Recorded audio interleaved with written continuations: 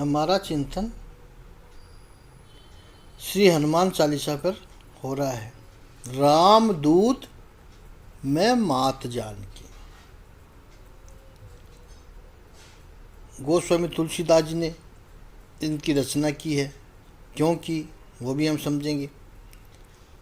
गोस्वामी तुलसीदास जी ने सोचा कि सांसारिक जीवन में जो समस्याएं आती है, चैलेंजेस आते हैं, उनका सामना करने के लिए बाह्य मार्गदर्शन चाहिए, साथ में आंतरिक ऊर्जा भी होनी चाहिए, व्यक्ति की अपनी शक्ति भी होनी चाहिए और मनुष्य के आंतरिक ऊर्जा का जागरण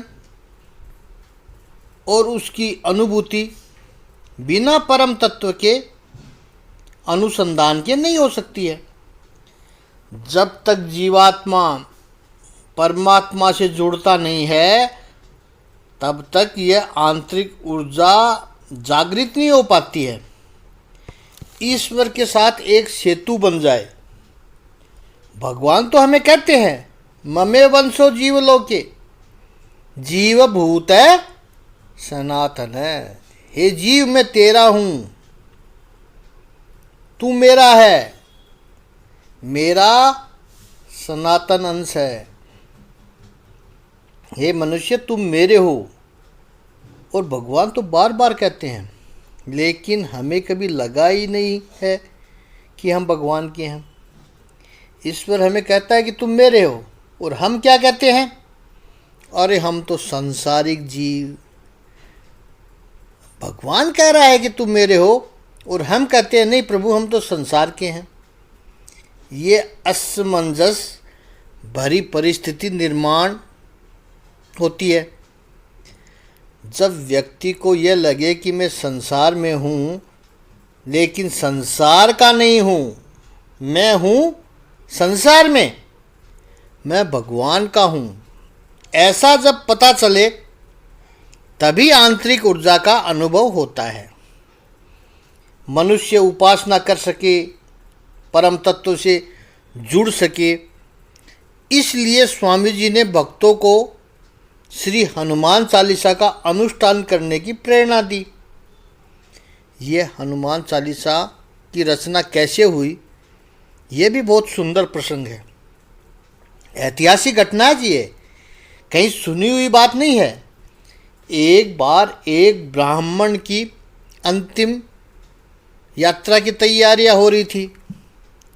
रिलेटिवली वो यंग था आदमी।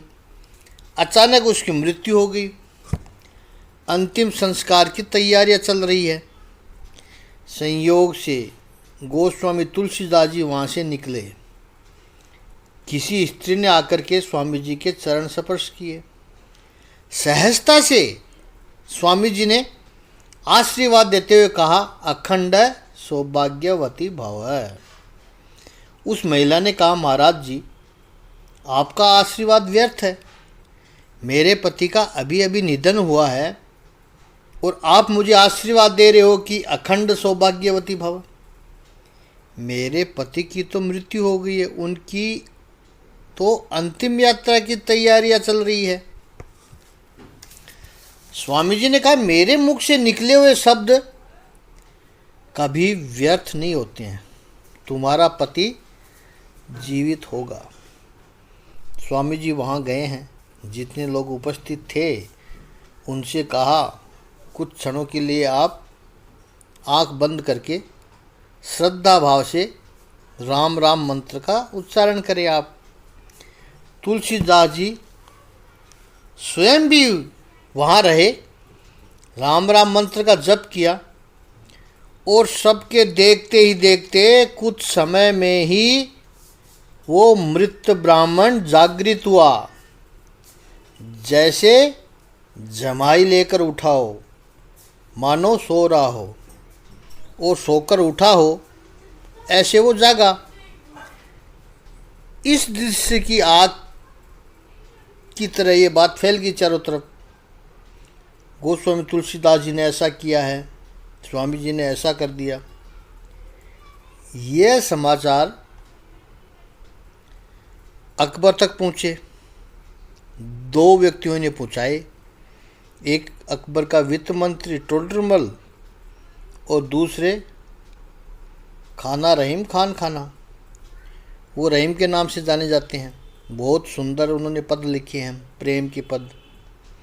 जन्म तो मुस्लिम परिवार में हुआ था, लेकिन बड़े अनूठे भक्त बने। तो टोडरमल और रहीम ने यह समाचार शहंशाह अकबर को बताया कि ऐसी घटना हुई है। अकबर ने कहा, गोस्वामी जी को दरबार में ले आओ। बादशाह का निमंत्रण लेकर के लोग पहुँचे। स्वामी जी से कहा गया कि बादशाह का बुलावा आया है। गोस्वामी जी ने कहा, मुझे नहीं जाना वहाँ पर, मुझे क्या काम है जो बादशाह के सामने जाऊँ। कुछ लेखन में, कुछ साहित्य कार्य में व्यस्त होंगे स्वामी जी। तो बड़े आदर के साथ, विनम्रता के साथ विनती कर दी कि मुझे वहाँ पर नहीं जाना है, दरबार में मेरी क्या ज़रूरत है। स्वामी जी ने तो बड़ी नम्रता से कहा था कि मुझे नहीं आना है, लेकिन वो मैसेंजर जो थे उन्होंने पता नहीं बादशाह से जाकर क्या कहा कि बादशाह ने वो बात को अपने अहंकार में ले लिया। अरे हम बुलाए और वो ना आए। सैनिकों को बोला, पकड़ के ले आओ।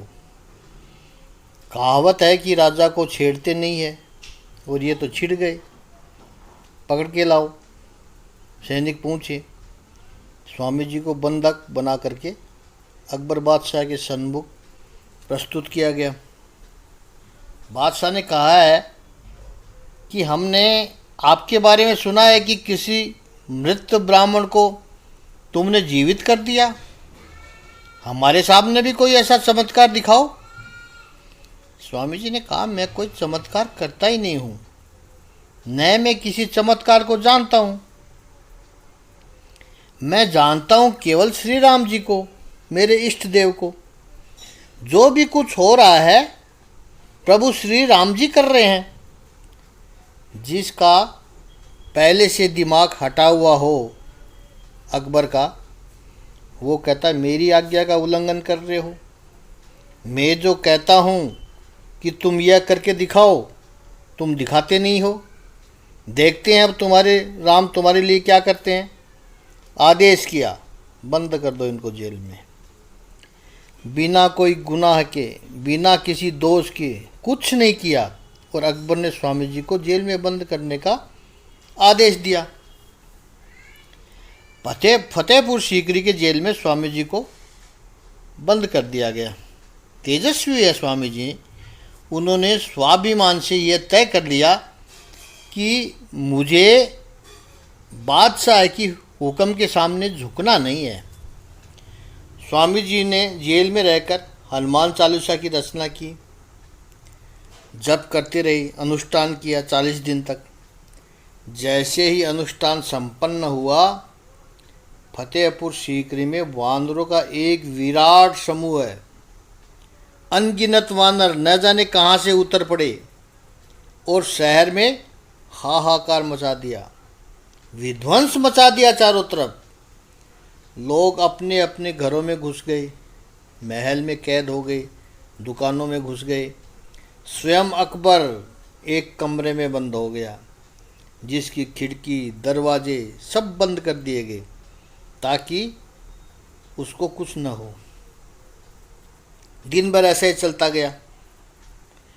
नगर के रक्षक मुगल सेना असहाय बनकर देखती रही इस वानर लीला को। शाम होते होते किसी वृद्ध हाफिज शब्द है जो कुरान सिखाता है, जिसने कुरान को खुद समझा है और दूसरों को सिखाता है, उसको इस्लाम में हाफिज कहते हैं।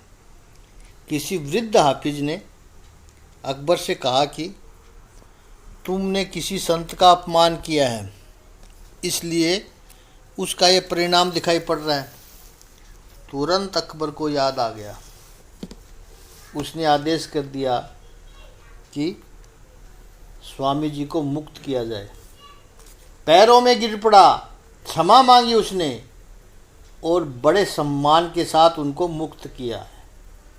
जेल से बाहर आकर स्वामी जी ने मात्र हाथ ऊपर किया, वंदन की मुद्रा में उठाए, और वानरों का उपद्रव शांत हो गया। पता नहीं संधि क्षणों में ये सारे के सारे वानर कहाँ चले गए। उसके बाद स्वामी जी ने अकबर को हमेशा के लिए फतेहपुर सीकरी छोड़ देने का आदेश किया। अकबर ने अपनी राजधानी पुनः दिल्ली को बनाया। इस घटना के बाद अकबर जीवन भर गोस्वामी तुलसीदास जी के अंतरंग स्वजन की तरह रहा और उसने शाही फरमान किया कि श्री राम व श्री हनुमान जी की उपासना करने वाले जो ये हिंदू है उनको कभी कोई परेशानी नहीं होनी चाहिए हमारे राज्य में। ये अकबर ने आदेश किया। यह कोई चमत्कार की कहानी नहीं है, चमत्कार की कहानी नहीं कही है हमने, ये कही सुनी कहानी नहीं है, ये कोई चमत्कार की बात नहीं है, ये ऐतिहासिक घटना है। This is the historical event. Bharat के और हिंदू धर्म के विद्वान ज्ञानी पंडित उन लोगों ने तो इसका उल्लेख किया ही है, लेकिन इतिहासकारों ने, वो भी गोरे इतिहासकारों ने, अपने ग्रंथों में इसका वर्णन किया। कैम्ब्रिज यूनिवर्सिटी द्वारा प्रकाशित किया गया warrior ascetic and Indian empire, इस ग्रंथ में विलियम पिंच नाम का लेखक है, उसने इस घटना का वर्णन किया है। और वो आज से 150-200 वर्ष पहले का पब्लिकेशन है, जब ब्रिटिश शासन चल रहा था भारत में। उस समय में यह ग्रंथ प्रकाशित हुआ, प्रकाशित किया कैम्ब्रिज यूनिवर्सिटी प्रेस ने। दूसरा ग्रंथ है Hanuman stay the message of A the divine monkey, और उसका ऑथर है फिलिप लुडगेंडो फियर। यह ग्रंथ प्रकाशित किया है ऑक्सफोर्ड यूनिवर्सिटी प्रेस के द्वारा।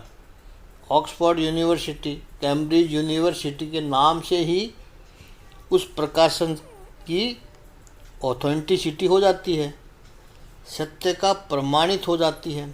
सत्यता वो सही ही होना चाहिए, वहाँ पर झूठ नहीं चलता है। एक बात हमेशा याद रखनी है कि ग्रंथों का अध्ययन करके जो ब्राह्मण संत उन सिद्धांतों पर अपना आचरण करते हैं, अपना सात्विक जीवन जीते हैं, ऐसे संतों का कभी अपमान मत करना। हो सके तो उनकी सेवा करके आशीर्वाद प्राप्त करना। उनका जो अपमान करता है, संतों को जो परेशान करता है, कहीं न कहीं किसी न किसी रूप से आज नहीं तो कल उसको पीड़ा भुगतनी पड़ती ही है। हमारे शास्त्रों में तो प्रमाण है, भागवत में तो भगवान ने स्वयं ही कहा है कि मेरा अपमान कोई कर ले तो मैं सहन कर लूँगा, लेकिन मेरे संतों का अपमान यदि कोई करे तो मैं बिल्कुल भी सहन नहीं करता हूँ। रामायण में भी प्रभु ने कहा है ठीक ऐसी ही बात। जैसे संयुक्त परिवार हो, उसमें किसी माता से यदि किसी ने कुछ कह दिया तो वो सुन लेती है, लेकिन उसके बालक से कुछ कह दो तो वो सहन नहीं कर सकती है। वो तुरंत कहेगी मुझे चाहे जो कहना है कह लो, खबरदार मेरे बालक को कुछ कहा तो वो मैं सहन नहीं करूँगी। भगवान माँ के समान है और संत भगवान के संतान है। प्रभु सहन नहीं करता है। तो यह प्रसंग एक और बात की ओर निर्देश करता है कि श्री हनुमान चालीसा का श्रद्धा से पाठ करने वाला व्यक्ति की रक्षा श्री हनुमान जी स्वयं करते हैं। एक ग्रंथ के रूप में हनुमान चालीसा 5 प्रकार के लक्ष्य सिद्ध करता है। इसी 5 तरीके से हम इस ग्रंथ को समझेंगे, चिंतन करेंगे। पहला, संसारिक कष्टों का निवारण कैसे हो, इस पर हम चिंतन कल करेंगे। आज इतना ही। ओम श्री सच्चिदानंद भगवान की जय। ओम श्री आनंद गंध भगवान की जय।